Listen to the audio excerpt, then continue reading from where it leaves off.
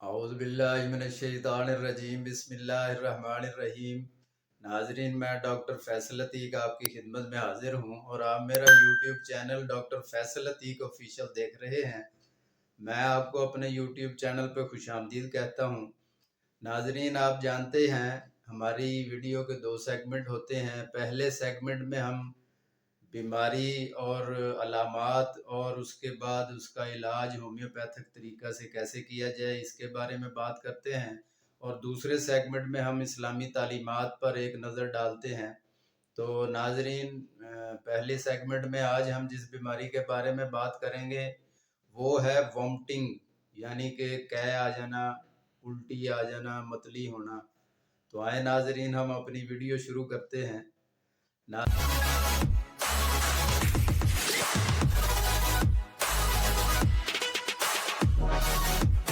ناظرین، وومٹنگ ہو جانا بد ہضمی کی وجہ سے بھی ہوتا ہے، اور بھی کئی وجوہات ہیں جس کی وجہ سے وومٹنگ ہونا شروع ہو جاتی ہے، اور اس کے ساتھ ساتھ متلی ہوتی ہے۔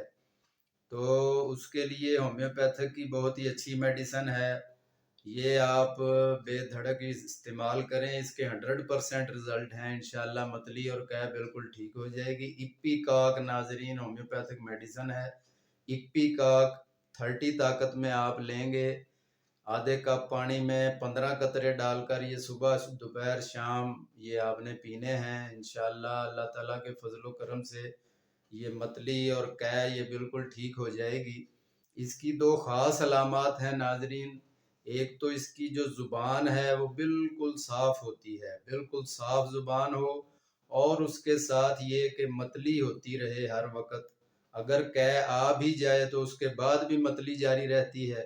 یہ 2 تو خاص علامات ہیں۔ اس کے علاوہ اگر علامات واضح نہ ہوں اور پھر بھی اگر متلی اور قے ہو رہی ہے، قے آ رہی ہے یا متلی ہو رہی ہے، تو انشاءاللہ اس سے آپ کو افاقہ ہوگا۔ آپ بلا خوف و خطر اس میڈیسن کو استعمال کریں، یہ بہت ہی اچھی میڈیسن ہے متلی اور قے کے لیے۔ اپی کاک 30 طاقت میں ناظرین صبح دوپہر شام آدھے کپ پانی میں 15 قطرے ڈال کر استعمال کریں، انشاءاللہ اللہ تعالیٰ صحت و تندرستی عطا فرمائیں گے۔ اور اس کے ساتھ ہی ناظرین، اب ہم دوسرے سیگمنٹ کی طرف چلتے ہیں۔ دوسرے سیگمنٹ میں ناظرین آج ہم جو بات کریں گے، اگر آپ غور کریں تو انہی کے ذریعے خدا کی ہستی کا پتہ لگا لو گے۔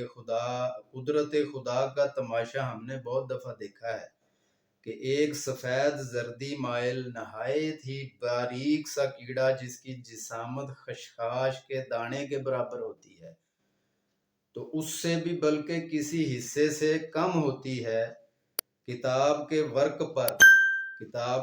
ورق پر ایک طرف سے دوسری طرف چلتا ہوا ہمیں نظر آتا ہے۔ جب ہم باریک سے کیڑے کے سامنے اپنی انگلی یا تنکا رکھتے ہیں تو کچھ ہی دور سے وہ جانور اس مخالفانہ صدراہ کو معلوم کر لیتا ہے، ادھر سے وہ راستہ چھوڑ کر دوسری طرف چلنے لگتا ہے۔ جب دوسری طرف بھی انگلی رکھ دی جائے تب وہ تیسری طرف کو مائل ہو جاتا ہے، اور اگر تیسری طرف انگلی رکھ دیں تو وہ چوتھی طرف کو چلنے لگتا ہے۔ واہ سبحان اللہ! اسی طرح وہ سارے ورق پر بچتا اور ہٹتا پھرتا رہتا ہے، جہاں سامنے انگلی یا تنکا رکھا ہوا دیکھا فوراً ادھر کا راستہ چھوڑ کر صاف راستے کی طرف چلنے لگتا ہے۔ اس واقعہ سے ناظرین ہمیں معلوم یہ ہوا کہ اس ننھے سے کیڑے میں وہ سارے اعضاء موجود ہیں جن سے وہ دیکھتا بھی ہے۔ اس کی آنکھ میں وہ نورانی پٹھے مختلف ساخت کے پرزے موجود ہیں جو ایک بڑی آنکھ میں ہوتے ہیں، پھر وہ عضو رئیس میں بھی اسی میں موجود ہیں، جس سے صاف راستہ دیکھنے کے علاوہ یہ بھی ادراک کرتا ہے کہ یہ روک میرے لیے مضر ہوگی، میرا مقصود حاصل کرنے میں مانے رہے گی۔ یہ بھی جانتا ہے کہ یہ روک شاید میری گرفتاری کے لیے کی گئی ہے، اسی طرح چلنا اپنے آپ کو ہلاکت میں ڈالنا ہے۔ اس خطرناک راستے سے جدا ہو کر صاف راستہ اختیار کرنا سلامتی کا باعث ہے۔ الغرض دماغی ضروریات اس چھوٹے سے کیڑے میں ساری موجود ہیں۔ اب دیکھنا یہ ہے کہ وہ کون سی مشین ہے جس نے اس چھوٹے سے کیڑے کے جسم میں سارے اعضاء بنائے۔ روح بھی ڈال دی، پھر روح میں قوتیں فراہم کیں، قوتوں میں ادراک اور فہم و فراست پیدا کی، پھر دوست دشمن کی تمیز اور نیک و بد کی پہچان بخشی۔ اس جانور کو اس صفت کا بنانے والا بڑا ہی قدرت والا ہے۔ حل من خالق غیر اللہ، وہ اللہ ہی ہے جس نے اس کو پیدا کیا ہے، اس کے سوا کوئی نہیں پیدا کر سکتا۔ پیدا کرنا تو درکنار، اگر اس کی آنکھ پھوٹ جائے یا ڈنگ ٹوٹ جائے تو اس کا جوڑنا بھی ایسا ہی محال اور ناممکن ہے جیسا کہ اس جانور کا پیدا کرنا۔ اس معاملے میں سارے جہان کے عقل مند بے عقل ہیں، دنیا بھر کی مشینیں ناقص اور ناکام ہیں، لیکن وار قدرت کی مشین ایسی ہزاروں اور بے شمار جانیں روزانہ پیدا کر کے انہیں فنا کرتا رہتا ہے۔ ان کیڑوں کی حیات و موت کے جلوے سوائے اس کے کون دکھانے والا ہے؟ ان ہی برساتی کیڑوں میں سے کسی ایک کو سارا جہان مل کر نہیں بنا سکتا۔ از سر نو پیدا کرنا تو درکنار، کوئی اگر مر جائے تو کوئی اسے جلا نہیں سکتا۔ تم خدا کی ہستی کا انکار ہرگز نہیں کر سکتے۔ ہر چیز کی ہستی اس کی ہستی کا ثبوت ہے، اس کی ہستی کا انکار اپنی ہستی کا انکار ہے۔